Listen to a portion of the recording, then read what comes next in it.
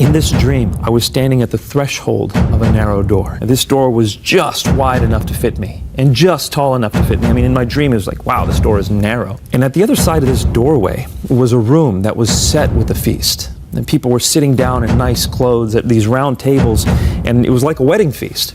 And I knew in my dream that that room was heaven. I wanted to get into that room, but I couldn't, because at the other end of the doorway was my friend David. Now, he wasn't blocking me per se, he was looking forward. In fact, all the people in the room were looking forward, waiting for the owner or the speaker to come and start the event. But I couldn't get in because he was blocking the way, and so I looked at him and I said, David, I thought we were going to eat together. And he says, you haven't responded. And in the dream, right there, I knew I needed to respond to the invitation David was giving me in order to come into heaven. But this is where it got crazy. When I woke up, I told my friend David the dream. And he said, Nabeel, this dream is so clear. Just go to Luke chapter 13. And I went to Luke 13 for the first time. I had never been to Luke 13 before. And when I opened it up, there was a section there that was titled, The Narrow Door. What happens when a devout Muslim, raised in a loving, faith-filled home, begins to search not just for answers, but for truth? Today, you're about to witness the powerful journey of NABEEL QURESHI, a brilliant young man deeply rooted in Islam, who set out to defend his faith, but encountered something he never expected: the love of Jesus Christ. Through friendship, study, and supernatural dreams, NABEEL's world was turned upside down. This is more than just a conversion story. This is a divine encounter that changed everything. Welcome to the story of Seeking Allah, Finding Jesus. Well, here we are, and we're back with an exciting interview today with NABEEL QURESHI. Again, he's the author of Seeking Allah and Finding Jesus, a devout Muslim encounters Christianity. And I am really eager for NABEEL, for you to have your story share with our viewers today. And by the way, welcome. Thanks for being here today. Thank you so much, Robbie. It's a privilege. Yeah, I'm so glad. And I have gotten to know you a little bit over the past couple of weeks as I've researched your story, read, and really like your entire book here, and delighted for our people to again hear and then be so encouraged with what has happened in your life for the sake of Jesus Christ and the gospel. Maybe we start with, tell the viewers a little bit about your background. You grew up in a devout Muslim and very loving American home. Tell us about that. Yeah, well, my parents are from Pakistan. I was born and raised in the States. And being that they're from Pakistan, it was their desire to raise a devout Muslim child here in the States. So growing up, I learned how to pray the 5 daily prayers, prayed them regularly. By the age of 5, I had memorized the last 7 chapters of the Quran and recited those regularly in my 5 daily prayers. And I actually finished the entire Quran recitation in Arabic by the age of 5. So it was a very devout Muslim life. But my parents also came with some presuppositions about the West. They see the immorality, they see the way people commit adultery, and they see things on TV and the immodest dress, and they impute all of that to Christianity because they see the West as a Christian area.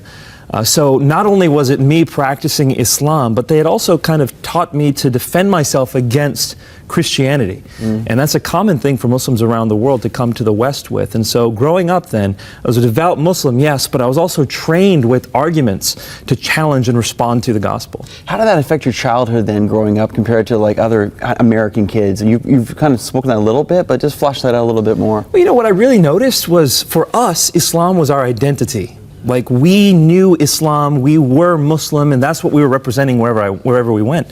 My parents really had no choice. My mother, she would wear the burqa, so obviously whenever someone saw her, immediately they're thinking Islam. And I realized that the other kids didn't really own their faith. Yeah, they might call themselves Christian, yeah, they might go to church, but that didn't affect the way they lived. It didn't affect the way they thought. And so that was something that made us even more proud. As Muslims, we thought, we are following the true God. He affects and permeates every aspect of our lives. Whereas in the West, people realize their faith is false, and that's why it doesn't really affect the way they live. That's kind of how we subconsciously thought. So then for your whole childhood, this is how you were brought up, this is your thinking, these were your convictions. Again, this was your identity, which really stuck with me as well. But there was one particular friendship that you developed, and maybe you can tell us what age that was and how that over time started to introduce you to Christianity. Absolutely. It was something I did regularly. Was I would challenge people on the gospel. Friends would say to me, Nabeel, do you know Jesus? And of course, Muslims have a very developed view of Jesus. They believe he's the Messiah. They believe that he's a miracle-working man. He's sinless.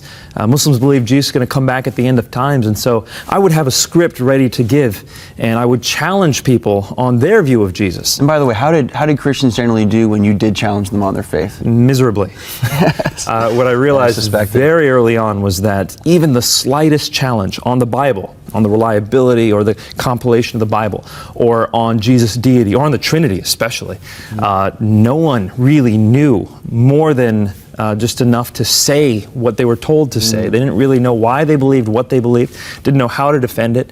And so as part of me honoring Islam, I would challenge Christians. Because you see, Muslims see the Trinity as polytheism, and that's offensive to Muslims. And so in so challenging one specific Christian for the first time, and this is when I was a freshman in college, for the first time someone was able to actually respond to my challenge. And I realized this guy not only knows some information about his faith, but he actually cares about his faith.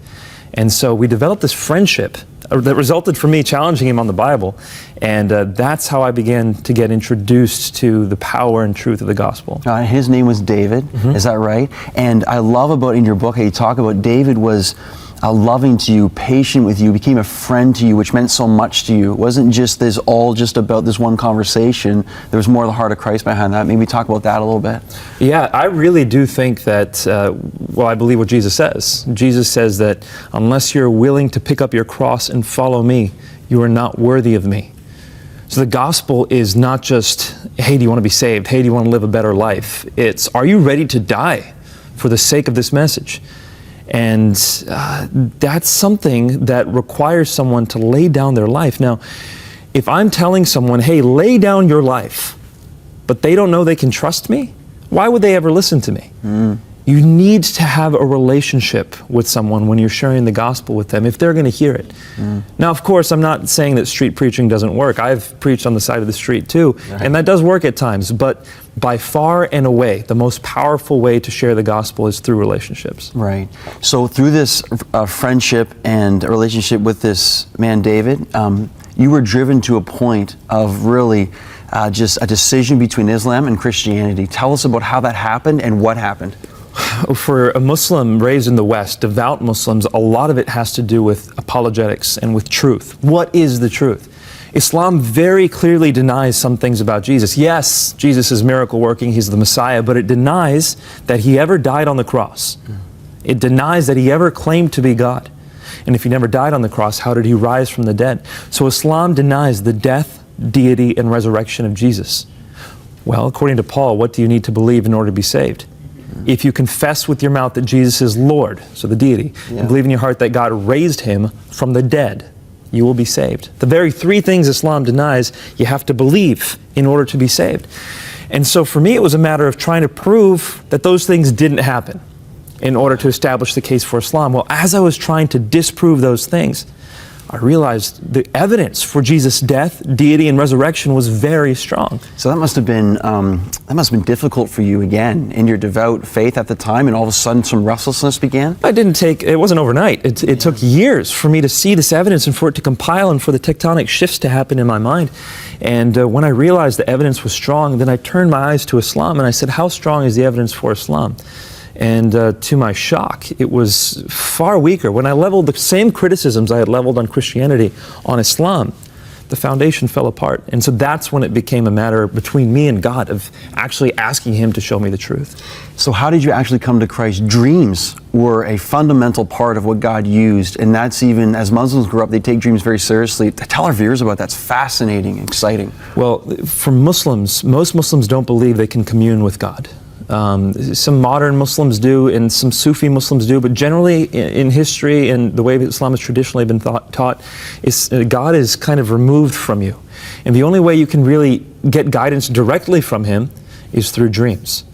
And Muslims have a prayer, it's called Salat Istikhara, where they specifically ask God to give them dreams for guidance.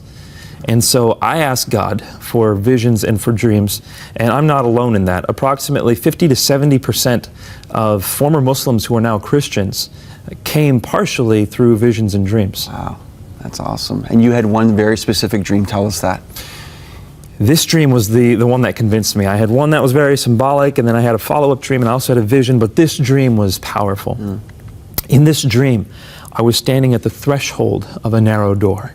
And this door was just wide enough to fit me, and just tall enough to fit me. I mean, in my dream, it was like, wow, this door is narrow.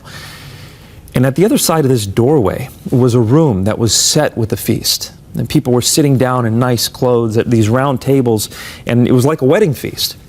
And I knew in my dream that that room was heaven. I wanted to get into that room, but I couldn't, because at the other end of the doorway was my friend David. Now, he wasn't blocking me per se, he was looking forward. In fact, all the people in the room were looking forward, waiting for the owner or the speaker to come and start the event. But I couldn't get in because he was blocking the way, and so I looked at him and I said, David, I thought we were going to eat together. And he says, you haven't responded. And in the dream, right there, I knew I needed to respond to the invitation David was giving me in order to come into heaven. But this is where it got crazy. When I woke up, I told my friend David the dream. And he said, Nabeel, this dream is so clear. Just go to Luke chapter 13. And I went to Luke 13 for the first time. I had never been to Luke 13 before. And when I opened it up, there was a section there that was titled, The Narrow Door. And when I saw it, my heart just stopped. I bet it did, yeah. And I'm going to paraphrase it. Basically what it says is Jesus was going through the towns and villages preaching the good news. And the disciples said, Lord, are many going to be saved? And he said, make every effort to enter through that narrow door, because many will try and few will be able. And you will see people sitting inside at the feast of the kingdom of heaven. Make every effort to enter before the owner comes and closes that door. And so I knew that God had given me a dream straight out of the Bible, and he placed me inside a parable, showed me exactly where I was, and he left my decision up to me. Wow. It was very clear for me at that point what I needed to do. So then what did happen from that point? Because again, your story is amazing in the sense that it wasn't just necessarily that day, but it took a while for you to actually give your life to Christ. You know, Robbie, in order for a Muslim to become a Christian, they have to be willing to give up a lot. Depending on how devout their family is, their identity is usually wound up in Islam. So it wasn't just me saying, I'm going to change my beliefs. That's right. It's me saying, I'm going to leave my family and everything they've stood for, all the way back to Muhammad's time. I mean, my last name's Qureshi. If Muhammad had a last name, it would have been Qureshi. He was part of the Quraysh tribe. And so I had to give up everything. My mother was the daughter of a Muslim missionary, so I had to give up all that. I'm the eldest son in my family. I'm the one who's supposed to bring honor to the family. If I become Christian, that's the worst thing I could possibly do. And so I have to think, not only am I giving up my family, I'm consigning my family's reputation to the flames, basically. And so it was something that I needed a lot of time to wrestle through and to pray through, and I asked God to comfort me through it. And it was when I read his word that I received the promises of God, Mark 10:29. Yes. And also the encouragement from God to go ahead and make. And you went through a whole time of mourning in this too. And I remember you came to Matthew chapter 5 in the Beatitudes, and blessed are those who mourn, for they shall be comforted. It's beautiful. And so that was one of the turning points as well, I wasn't can't it? tell you how beautiful that message was. You know, in the Quran, there's nothing that says I'm giving you comfort if you're hurting. The Quran says, do this, do that, do this, do that. But there in the Bible, blessed are those who mourn, for they shall be comforted. Wow. It was like my heart was just electrified into life when I read that, and my life has never been the same. Wow, I love that. And even now today, you are now serving with Revi Zechariah's International Ministries, and now you're an apologist, speaking about the gospel and defending the Christian faith to those who oppose it. Tell us a little bit about that, maybe if you want to. Well, for me, it's a matter of sharing the truth and beauty and transformative power of the gospel. I mean, this message changes everything. If God came into this world to take our sins, that means he loves us. He loves us even though we sin against him. And then he takes a look at us. While he's on the cross, bleeding and dying for us, the words we should remember are, as I have loved you, so love one another. That's the call we're given as Christians. He's given us everything we need in this life and this afterlife. So all we have to do is follow him and pour ourselves out for the sake of those around us. And that transformative life is the message of the gospel. There's nothing like it. Amen. That is so encouraging to me, and I know for our viewers here right now. And I just love when the Lord had you in a place where you were defending the Muslim faith against Christians who could not. Now God has transformed you, and now you are defending the gospel for those, again, who need to find the answers. And it's a privilege to do so. NABEEL Qureshi, again, with us right now. I'm so excited again. The author of Seeking Allah, Finding Allah, Seeking Out Finding Jesus and his encounter with the Christian gospel. This book is available on our e-store, and I hope you've been encouraged as I have been as well, and desiring to learn more and be encouraged. Nabil, again, thank you so much for being with us Thank you so today. much for What a having me. blessing. My pleasure. NABEEL Qureshi's journey from Islam to Christianity is not just a story of faith, it's a story of courage, sacrifice, and a relentless pursuit of truth. He didn't set out to abandon his religion or disappoint his family. He only wanted to know God deeply, truly, and personally. But in seeking Allah with an open heart, he found Jesus, the one who had been pursuing him all along. It wasn't easy. Nabil faced heartbreak, rejection, and the unimaginable pain of losing the people closest to him. But in the midst of that pain, he discovered a peace and a love that surpassed understanding. He learned that following Jesus doesn't mean life will be easy, but it does mean you'll never walk alone. Today, Nabil's story continues to echo across the world, calling others, Muslim, Christian, atheist, or uncertain, to pause, to question, and to seek. Because when you truly seek God with all your heart, as Nabil did, you will find him.